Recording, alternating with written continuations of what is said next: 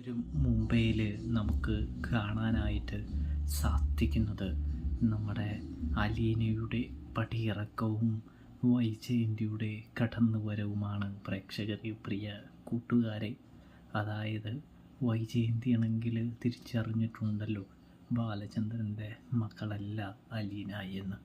അതുകൊണ്ട് തന്നെ അലീനയെ എത്രയും പെട്ടെന്ന് കടപ്പാട്ടൂർ വീട്ടിൽ നിന്ന് പുറത്താക്കണമെന്ന് വിചാരിച്ചുകൊണ്ട് നമ്മുടെ ബാലചന്ദ്രൻ ഇല്ലാത്ത സമയം നോക്കി വൈജയന്തി കടന്നു വരാനായിട്ട് തുടങ്ങുന്നുണ്ട് എന്ന് കാണാനായിട്ട് സാധിക്കും.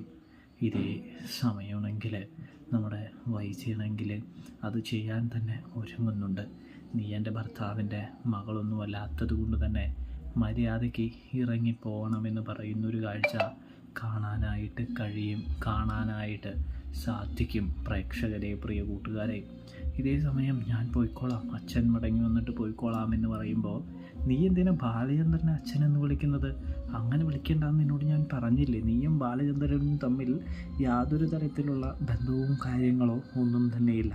മര്യാദയ്ക്ക് ഇറങ്ങിപ്പോകുന്നത് തന്നെയാണ് നിനക്ക് നല്ലത് എന്ന് പറയുന്നത് കാണാനായിട്ട് സാധിക്കും. ഇതേ സമയമാണെങ്കിൽ ഞാൻ പോയിക്കോളാം, അച്ഛനൊന്ന് വരട്ടെ എന്ന് പറയുമ്പോൾ നീ വീണ്ടും വിളിക്കുന്നു, എൻ്റെ മക്കളുടെ അച്ഛനെ നീ അച്ഛനൊന്ന് വിളിക്കേണ്ട ആവശ്യകതയില്ല എന്ന് പറയുന്നത് കാണാനായിട്ട് കഴിയും. രോഹിത്തും ബബിതയും കൃഷ്ണമോളും ഒക്കെ ആണെങ്കിൽ നല്ല രീതിയിൽ തന്നെ വൈജയന്തിയുടെ ഈ തീരുമാനത്തെ എതിർക്കുന്നുണ്ട് എന്ന് കാണാം. അപ്പോഴും വൈജയന്തി തൻ്റെ സ്റ്റാൻഡിലാണ് നിൽക്കുന്നത് എന്ന് കാണാനായിട്ട് സാധിക്കും.